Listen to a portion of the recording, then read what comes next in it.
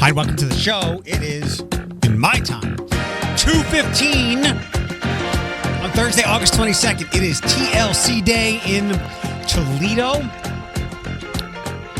Somebody on the Toledo Reddit page said there are still quite a few reserved seats left for tonight's show. I think those are the $70 tickets.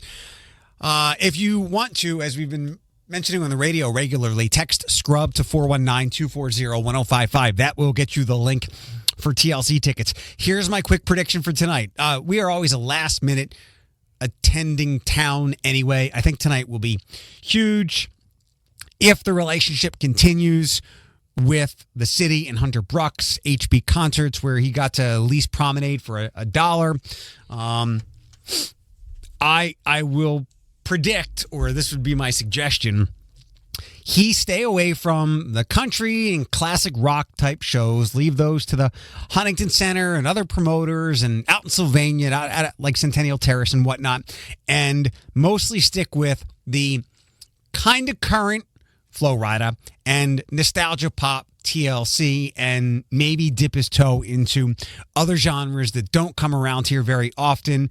I know there's a reason that they don't, because other promoters, mostly like Live Nation and the Huntington Center, go, they're not going to sell well, but maybe we can bring some different genres in and build an audience. I mean, Jazz Fest has become pretty darn big from like a day 3 years ago to an entire week. One of those genres that Hunter and the team might want to dip their toe in is EDM, DJ producer types.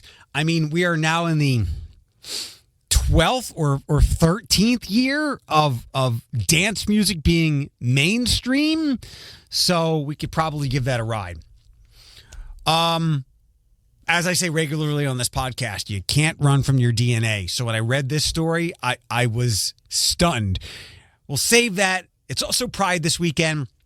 It was either Brent from Equality Toledo or my dear friend Lexi Heyman Staples, who said 30,000 people will be a part of these festivities this weekend. So that's a lot. I don't know what I think Lexi said in the first year in 2012 or 2010, there was just like a couple thousand people here. I remember my genesis of participation with Pride very vividly, and I need to do a thank you. He does not listen to this podcast, but he's a dear friend.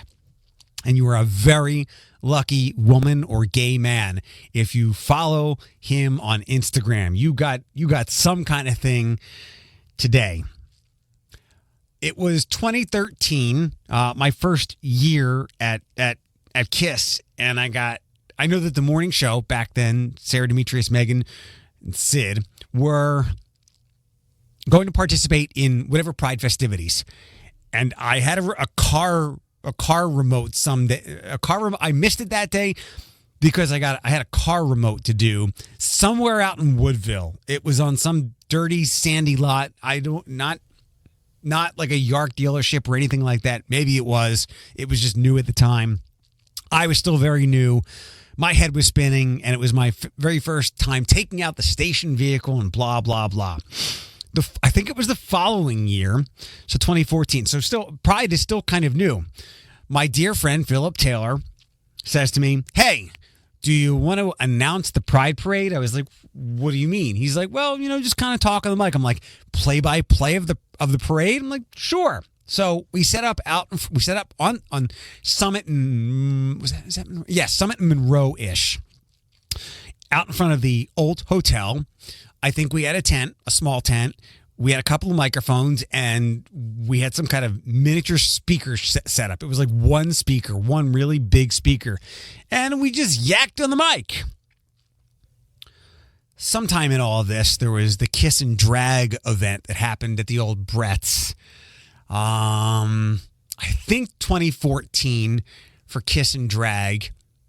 I semi-hosted.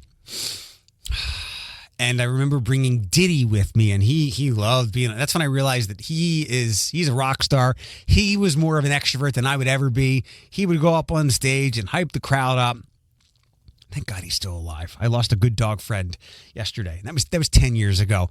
And then on and on and on and on. And now 30,000 people at the Pride Parade. But had Philip not made that ask and become such a good friend over the years, I don't know if I would be as entrenched in Pride as I was. I always appreciated, in fact, I would say 2 years ago, 2022 is the last time I went to a Pride kickoff party. And we were still kind of inching out of COVID at that point. But the Friday night parties I always enjoyed them. And it was a bit messy backstage, coordination and organization-wise. A couple of years ago, Floyd was doing it. My friend Savannah was back there. I think my friend Lexi was running around because ProMedica had not given them wireless Wi-Fi access to charge people for the beer tent. It was a little messy. But I always enjoyed Philip and our friend Mandisa, who were kind of the producers backstage. Like, they kept everybody on time, where you needed to be, when you needed to be, how long you needed to be up there. So I miss the hell out of him. Of all the things I miss for him not being here, Philip is the one that met a guy on the internet and moved to London and got married. The thing I maybe miss most about him is how he brought me into Pride things and ran that Friday night. I don't have much to do with it. I don't really have anything to do with it anymore. But when he was running that thing backstage, if he said jump, I said how high, what time do I need to be there, all that. Downtown, another quick thing. We have many places to get a beverage, alcoholic or caffeinated. So at Ostrich Town, I forget what the name of the place was. It might have been Ostrich something. The wine, coffee, pastry place closed. It was not open long. I don't know why. Maybe they hit the bullseye of what I've been most fearful of. Just because you think it's a bright, clever, creative idea that a place needs doesn't mean it's going to work. That's why I encourage, before you open up any kind of business of almost any kind, with any kind of substantial investment, do some market research. But it costs like thousands of dollars. I know, but so does opening a business and then having it fail. I believe the city, whether it's the Chamber or Engage Toledo or Destination Toledo, not Engage Toledo, but Destination Toledo, Connect Toledo, they likely have accessible information. Maybe not as much as a market research plan that would cost a lot, but enough to give you a heads up as to, okay, maybe this is not a good idea for this spot. Anyway, out in Perrysburg, a new place to Ohio, like Sheetz and Wawa, is coming. It's called 7 Brew. There's only 2 others in Ohio right now, in Dayton and the Cincinnati area. And this is going to be outside of the Kohl's, I believe near Chick-fil-A. I think I have the right side there. It said Chick-fil-A in the Blade article. I know where the Kohl's is. On Route 20 in Perrysburg. It's going to be 500 square feet. They say that they are, if Starbucks and Chick-fil-A, maybe because Chick-fil-A is on the other side, isn't it? Whatever. They say they're like Chick-fil-A and Starbucks had a coffee baby. Their specialty is the Blondie, a vanilla caramel drink, which sounds very good. And it's got double drive-through and a walk-up window and a handful of parking spaces. So it's going to be quick in, quick out. They mentioned the Chick-fil-A part because they say they've got people out taking orders, texting them to the window, so it's a quick process, and they don't mess around with food. Seems like it could work down there. We all know about the tragedy on the Turnpike last week. Interestingly, in some way to me, the one arrest from it was a guy who has a license that is a street over from where I grew up back home in Philadelphia. Just an absolutely harrowing situation. I credit the Ohio Turnpike director, who did a very long interview with WTOL, and Brian Duggar, who is their deep dive investigative reporter. And the director, it's very much worth the listen, if not for like the whole thing, but the first 15 minutes. He talked about all the screw ups. They needed to do a better job of informing people of the plaza changes, and a variety of other things that he wished they could have done better. So I am almost better than good leadership is taking full accountability. What the previous administration of Mommy has not done right now, which is why it's wild to see the current administration taking the brunt of everything. So I appreciate the Ohio Turnpike director. It was quite fascinating. He even mentioned you got to do a bigger radio and TV campaign. Good. Make sure I can stay employed. So we know about that horrific incident last week, and we will have a guest on tomorrow from Lucas County Engineers to talk. Maybe not so much that, because that's probably not them, but I will ask the question. But lots of roundabout things and safer driving in the area and all those things. But it was horrific. People died.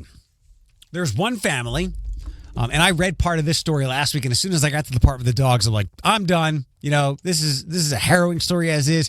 I don't do well with dead animals or any kind of injured animal. So there was a family from Oakland, Maine. They were out camping in Wisconsin. The forecast caused them to head home early, and their dogs were with them. They were a part of this incident, and they were like really beat up, like rods and legs and barely able to walk. It reads like a scene from a Hollywood movie, from something cinematic. Her right ankle was turned around. The hood of the SUV was on fire. Thankfully, we could open the doors. Henley jumped out around the inferno and ran away immediately. Dax was able to run about. That was one of the guys. It's just harrowing to read the play-by-play of what could have been so much worse. And there was a loss of life. So it looks like the family is getting appropriate medical care here in the area. And while they're banged up, looks like they'll be okay. The dogs. So as soon as I read about the dogs, I'm like, dogs running on the turnpike. I'm like, they got mowed down. So I didn't continue to read the story. The dogs were reunited with this family who went through this harrowing incident. Now, one of the dogs had a really bad leg injury, so the leg had to be amputated, but dogs can be tripods and be good. Not that one. That's the guy. So that dog's going to be okay. There's Henley and Davy. Henley was found first. Davy, all good. Found about 5 miles away. The dogs were safe except for the leg injury, and reunited with the family. Again, this is Hollywood from beginning to end. I wish the family did not have to go through it. There was professional help. Oh, it looks like they're at the Ronald McDonald House, too, which is awesome. We have our radiothon coming up there shortly. There is a still missing animal welfare group. They help find and trap lost dogs for the last 8 years. The professional group of people who are out there, loosely professional group out there looking for these dogs. But they found these 2 dogs, and they were reunited with the family. Like, what a sigh of relief in an otherwise horrific story. Speaking of dogs, my neighbors have recently got a dog, and this neighbor has had, of the 4 of us in our little condo development in our HOA, this is the neighbor that always is a problem. And she has gotten lots of emails about staying up to date with payments and things like that. The latest is the dog has been barking a lot, and I know why, but I still can't grasp the fact that your dog is barking at everything that moves outside. You have the dog upstairs with a window so that it can look out, which is great, but it's barking at everything. And the fact that you can't recognize this, whether you're not home, I think they were home because a pretty stern email was sent out, and shortly after it, the dog stopped barking. So if I could give people, if I could bless people with being better at something, like as civilization on a whole, the first thing would be like maybe intelligence or kindness or empathy. Kindness or empathy. I would give people fucking awareness. Like I would bump on your skill tree as far as I can go, 10 to 100. I would max you out with awareness. And I think that would improve everything else. The intelligence, the empathy. People's lack of awareness. And some of it is just they're selfish. They're lost in their own world. They're lost in their phone. Let me boost everybody's awareness. That barking issue has been resolved. And I'll leave that at that. Not that the neighbors will be diving into this podcast, but it's not a great situation. It's not unmanageable, but it needs more managing than necessary. Richard Simmons died. I will read this exact quote. We know his cause of death. This is from his brother. Richard's death was accidental due to complications from recent falls and heart disease as a contributing factor. The toxicology report was negative other than the medication Richard had been prescribed. Does anything there jump out at you? Because something there does to me. What is Richard Simmons known for? And this goes back to, you can't run from your DNA. You can jog and make some changes, but you can never truly outrun it. As you know, as I always complain about my metabolism and my body, blah, blah, blah, blah, blah. Nice job, Barry and Natalie. I didn't even ask to be here. I'm stuck with all this nonsense. How does a fitness guru die of heart disease? Now, of course, there's more to the story. Medically, family history-wise, maybe I don't know why he became a fitness guru. Maybe because heart disease was rampant in his family. He's like, you know what? I'm going to try to outrun my DNA and be everything I can into health and fitness. It is just wowing to read that a fitness guru, even an older one, succumbed in part to heart disease. I would guess as a part of his fitness routines. I don't think it was a sham, and we have better sports, medical, and health science than ever before. You look back to some of the things we thought were healthy, and I mean like really healthy 20 or 30 years ago, and we're like, why were we doing that? We didn't know what we didn't know, and medical science, technology is always getting better. So I don't think he was eating unhealthy or drinking unhealthy. So it's wild to think that the fitness guru succumbed to heart disease, which we so much associate with diabetes, whether it's 1 or 2, or an unhealthy lifestyle, really bad diet and drinking management. So I'm guessing it had to be family history. Otherwise, it's scary to think you can do everything right, or mostly everything as best as you can, and still succumb to something that gets so many people, heart disease. And by the way, there is a great quote out there from someone a character I adore. You can do everything right and I'm paraphrasing, but I have this 84% right. You can do everything right and still lose. That's not a flaw. That's humanity. That's life. Speaking of wise saying, so I used to work with a back in Allentown. Why didn't that work? That's so weird. Something didn't work on the radio station. I used to work with a guy who I did a sports talk show with back in Allentown. He was a sales guy and great at what he did for sales. Loved sports and gave him a sports show one day, and I had the opportunity to be on it. We butted heads a lot, but I considered him a friend. He was he's probably in his late 50s now, maybe mid to late 50s. He was your typical rah-rah macho sports guy. And apparently he had a lot of like Neanderthal obsolete beliefs, but maybe he has become quite enlightened in the years since we've been apart. I never expected to see him share this post on Facebook. People and this is so 100% accurate, and I'm going to shut it down after this, and I'll leave you with it. People in therapy are often in therapy to deal with the people in their lives who won't go to therapy. Hell yeah. Oh, one last thing. Since pumpkin spice is back, since it started so early, I will tell you that candy corn hates you too.